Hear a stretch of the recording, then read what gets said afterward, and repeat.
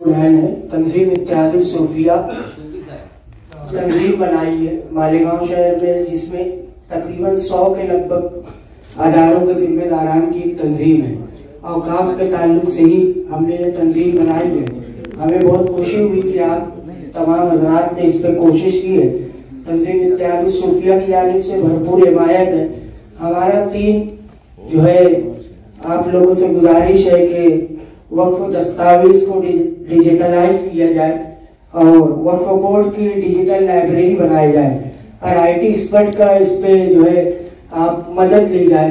साथ ही साथ शहर लेवल पे वक्फ बोर्ड की एक ऑफिस बनाई जाए जिसको शहरी हालात समझने में आसानी हो। और बिलखुसूस हैदर आजम साहब का शुक्रिया के साथ आपने इस मीटिंग में हमें दावत दी, बहुत बहुत शुक्रिया। इस तहरीक पे हमारी भरपूर हिमायत है। जहाँ तक आपको हमारी जरूरत पड़े भरपूर आपको मुकम्मल ताईद हिमायत के साथ शुक्रिया। नाम सुना होगा आपने मालेगांव, और लगभग वो 98% मुस्लिम आबादी वाला शहर है और वहाँ पे बहुत सारे मदरसे बड़े बड़े और बहुत सारे एजुकेशनल इंस्टीट्यूशन है जहाँ पे माइनॉरिटी के स्पेशली मुस्लिम बच्चे जाकर के पढ़ाई करते हैं और तालीम हासिल करते हैं। अस्सलामु अलैकुम वरहमतुल्लाहि वबरकातुहू। तंजीम इत्तेहादुल सूफिया मालेगांव का वफ़द आज मोरखा 13 जून 2023 को मुंबई में सह्याद्री स्टेट गेस्ट हाउस में पहुंचा है। हैदर आज़म साहब और शब्बीर अंसारी साहब की दावत पर अक़लियती उमूर की वज़ीर मरकज़ी वज़ीर मोहतरमा स्मृति ईरानी साहिबा के 2 जॉइंट सेक्रेटरी के बीच में वक्फ अमलाक की मसाइल के ताल्लुक़ से बातचीत करने के लिए पूरे महाराष्ट्र से वक्फ अमलाक के ट्रस्टियान ज़िम्मेदारान की मीटिंग बुलाई, जिसमें तंजीम इत्तेहादुल सूफिया को भी दावत दी, जिसकी नुमाइंदगी करने के लिए हमारे साथ में सूफ़ी मोहम्मद रमज़ान चिश्ती साहब, मोहम्मद रमज़ान मोहम्मद अब्बास साहब और दीगर रुफ़क़ाए कार शामिल है।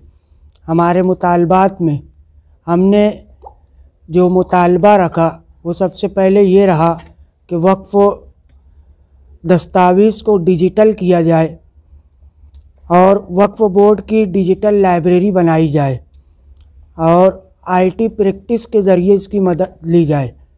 और दूसरे मुतालबात में ये रहा कि जो इससे पहले 2019 में BJP गवर्नमेंट ने सर्वे कराया और वो सर्वे किसी को मालूम किसी को नहीं मालूम, फिर भी 93,000 हेक्टेयर ज़मीन डिक्लेयर की। हमारा मुतालबा ये है कि इसे शफ़ाफ़ तरीके से जो है इसे सर्वे किया जाए और इसे डिक्लेयर किया जाए कि वक्फ अमलाक की ज़मीन महाराष्ट्र में कितनी है और कहाँ पे है और इसे डिजिटलाइज तौर पे शो की जाए।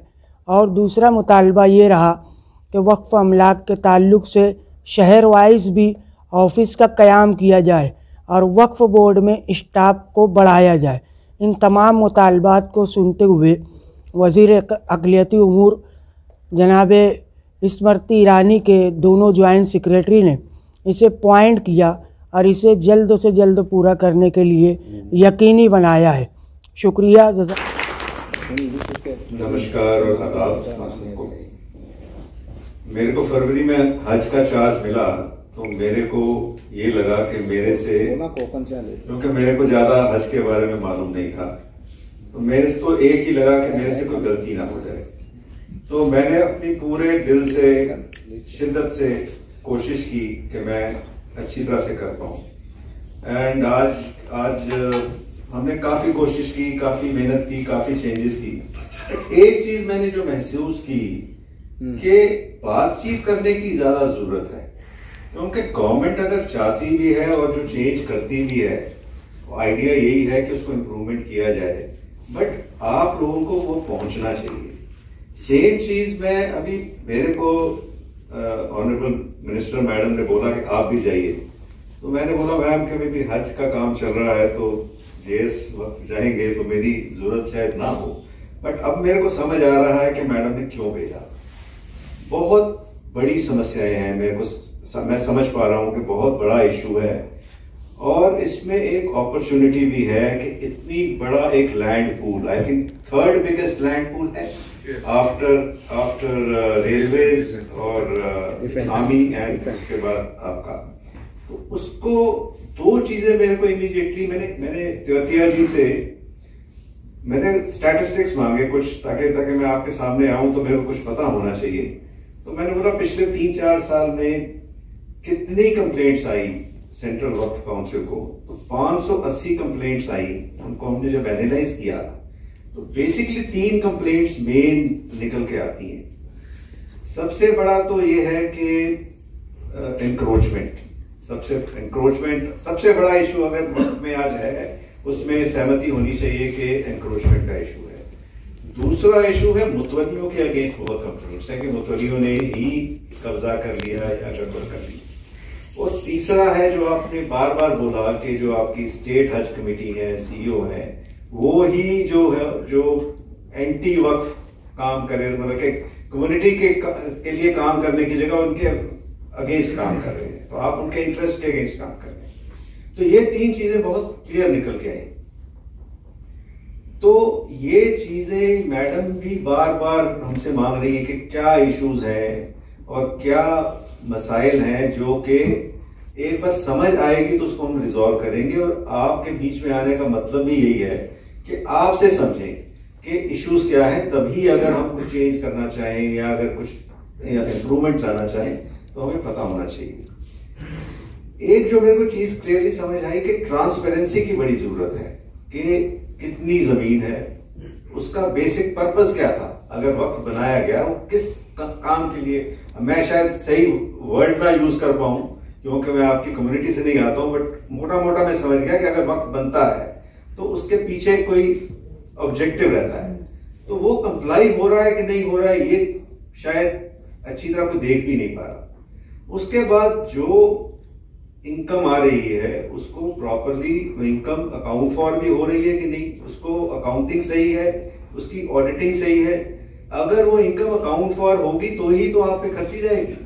और बिल्कुल आपने वजह फरमाया कि अगर आप इतना बड़ा लैंड पूल हो तो आपको तो किसी गवर्नमेंट की और किसी की हेल्प की कोई जरूरत ही नहीं होनी चाहिए। इसका रेंट ही इतना आना चाहिए कि आपकी सारी कम्युनिटी की एजुकेशन हो जाए। आज अगर सबसे बड़ी अगर जरूरत है कम्युनिटी को तो वो एजुकेशन की जरूरत है। अगर एजुकेशन हो जाएगी तो 99% मसाइल खत्म हो जाएंगे। तो ये गवर्नमेंट भी यही चाहती है कि इसको कैसे ट्रांसपेरेंट किया जाए, कैसे इसको सबसे पहले जो आपने ये शख्स है उन्होंने बड़ी अच्छी बात की जो वामसी पोर्टल की, तो जियो टैगिंग का ऑब्जेक्टिव यही था कि आज हमें पता ही नहीं है कि कौन सी लैंड कितनी है, कहाँ अवेलेबल है, उसको एक पूरी मुहिम बना के शायद हैदर जी एक ये अच्छा एक सुझाव हो कि आप हर डिस्ट्रिक्ट में एक मूवमेंट चलाइए जिसमें कि अगर किसी भी शायद लॉयर हो, जैसे वो पीछे रिजवी साहब राइट तनवीर साहब, तो ऐसे हर डिस्ट्रिक्ट में एक आप अपनी अवेयरनेस कमेटी बना लीजिए जो किसी का भी लैंड का इशू है, आप फाइट करिए समथिंग जस्ट, क्योंकि आपको ही आगे आना पड़ेगा, गवर्नमेंट तो आपको साथ देगी ही देगी। और लैंड रिकॉर्ड्स आपके जो हैं वो बड़े क्लियर होने चाहिए। अगर लैंड रिकॉर्ड्स क्लियर होंगे, डिजिटाइज होंगे, किसी ने बोला डिजिटाइज होंगे, तो 99% समस्याएं खत्म हो जाएंगी। और अकाउंट्स को क्लीन होने की जरूरत है, ऑडिट होने की जरूरत है। मोटा मोटा मेरे को ये आज, क्योंकि मैं इधर आप इस हिसाब से आया कि मैडम ये आपको मैं बता सकूं कि मैडम कितनी इंटरेस्टेड है कि इनको मसाइल को समझाया जाए, उनको रिजॉल्व किया जाए। इसीलिए हम तीनों लोग आए हैं एंड काफी हद तक हम ये बहुत यूजफुल रहा सेशन, एंड आपने राइटिंग में भी दिया है। और अगर इसके बाद भी जो लोग नहीं आ पाए, अगर आपको कोई आइडिया हो और शायद हम बाद में भी बुला सकते हैं, तो जब हम आगे बढ़ेंगे, तो मैं बहुत आपका धन्यवाद करता हूं कि आप सब आए, दूर दूर से आए, एंड हम आपके साथ हैं। डेफिनेटली ट्राई करेंगे कि इसको हम ठीक कर पाए जो दरअसल शब्बीर अंसारी साहब का शुक्रिया अदा करना चाहूँगा कि उन्होंने पूरे महाराष्ट्र से अलग अलग जगहों से लोगों को यहाँ बुलाया और इस प्रोग्राम को ऑर्गेनाइज किया है। आप सबकी बातें हम लोगों ने सुनी हैं, बहुत सारे प्रॉब्लम्स आप लोगों ने अपने बताए हैं और इसमें से काफी सारे प्रॉब्लम्स यहाँ पे ही नहीं और जगहों पे भी हैं। तो सेंट्रल गवर्नमेंट इन सारे प्रॉब्लम्स को रिजॉल्व करने के लिए बिल्कुल कमिटेड है। ये भी एक रीजन है कि हम लोग खुद जाकर के फील्ड में लोगों से डिस्कस करते हैं और यहाँ पर आकर के हम लोगों ने आपकी बातें सुनी हैं और आपकी जो भी बातें हैं, भले ही आपने उसको लिख करके दिया हो या सिर्फ कहा हो, हम लोग श्योरली वापस लेकर के जाएंगे अपने ऑफिस में और कोशिश करेंगे कि ज्यादा से ज्यादा प्रॉब्लम्स कम से कम समय में हम रिजॉल्व कर पाए। बहुत सारे प्रॉब्लम्स आप लोगों ने हमें बताए, जिसमें कि एनक्रोचमेंट एक बहुत बड़ा प्रॉब्लम है और ये बहुत ही अजीब सी बात है कि जहां पर हजारों लाखों एकड़ जमीन जिस कम्युनिटी के पास हैं, विरासत में मिले हैं, उसके होने के बावजूद भी आजकल मस्जिदों में चंदा होता है, लोग 10 रुपए, 20 रुपए, 50 रुपए जमा करते हैं, तो उससे मस्जिद का मेंटेनेंस होता है, कब्रिस्तान का मेंटेनेंस होता है। ये बड़े अफसोस की बात है। इतनी ज्यादा जमीन ऐसे प्राइम लोकेशंस पे मौजूद है जिनका अगर सही ढंग से इस्तेमाल किया जाए तो मुझे लगता है कि कम्युनिटी के सारे बच्चे अच्छे स्कूलों में पढ़ सकते हैं। तो एक तरफ तो सरकार पूरी कोशिश करेगी कि ये सारे प्रॉब्लम्स को हम रिजॉल्व करें जल्दी से जल्दी, लेकिन इसमें आप लोगों के मदद की भी बहुत जरूरत है। जैसे कि आप लोगों ने ये इश्यूज हमें बताए, ऐसे इश्यूज आप लोग अगर सेंट्रल गवर्नमेंट को रेगुलरली उसकी नोटिस में लाया करेंगे, एनक्रोचमेंट कहाँ कहाँ पे हो रहे हैं, कैसे उनको रोकना है, ये सजेशंस अगर आप देते रहेंगे तो सेंट्रल गवर्नमेंट उसको देखेगी। भले ही ये state government, state Waqf board direct maintenance of waqf में इन्वॉल्व होते हैं, वक्फ का जो डायरेक्ट मैनेजर है वो तो मुतवल्ली ही है, लेकिन स्टेट वक्फ बोर्ड एक बहुत ही इंपॉर्टेंट रोल अदा करता है। इसीलिए मैं देख रहा हूं कि बहुत सारे आपके कंप्लेन स्टेट वक्फ बोर्ड के खिलाफ भी हैं। आप लोगों ने ये भी कहा कि कुछ मेंबर्स हैं जो कि चेंज होने चाहिए, कुछ एक्शंस हैं जो कि वक्फ बोर्ड को समय पर लेना चाहिए, लेकिन वो लोग छोड़ देते हैं, सालों साल तक छोड़ देते हैं। तो ये भी बात है कि इस वक्फ बोर्ड में जो भी मेंबर्स हैं या चेयरपर्सन हैं, वो सब इलेक्टेड मेंबर्स हैं, अलग अलग कैटेगरी के इलेक्टेड मेंबर्स हैं। तो कैसे हम इसको बदल सकते हैं, ये भी बहुत ही इंपॉर्टेंट बात आप लोगों ने रेज की है। कैसे हम ऐसे मेंबर्स को उसमें डालें जिससे कि वक्फ बोर्ड और वक्फ की भलाई के लिए वो सही समय पर काम करें, प्रॉब्लम्स को रिजॉल्व करने की कोशिश करें। बहुत सारे प्रॉब्लम्स आप लोगों ने बताए हैं और लिख करके भी दिए हैं, तो जाकर के हम लोग सबको कंपाइल करेंगे और कोशिश करेंगे कि आपके यहाँ ये सारे प्रॉब्लम, जैसे कब्रिस्तान का प्रॉब्लम जो आपने बताया, ये प्रॉब्लम यहाँ के वक्फ बोर्ड से रिजॉल्व होना चाहिए, यहाँ के स्टेट गवर्नमेंट से रिजॉल्व होना चाहिए और वहां से हम लोग ये कोशिश करेंगे कि ये दोनों ऑर्गेनाइजेशंस आप लोगों के कम से कम इस कब्रिस्तान के प्रॉब्लम को जरूर अटेंड करें, क्योंकि ये एक बहुत ही इमीडिएट प्रॉब्लम है और इसको रिजॉल्व करना बहुत ही जरूरी है।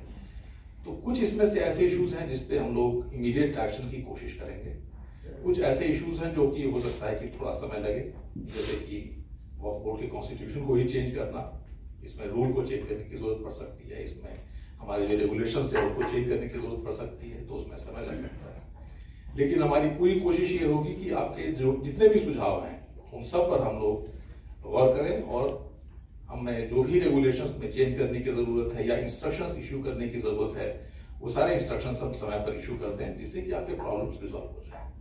Thank you very much.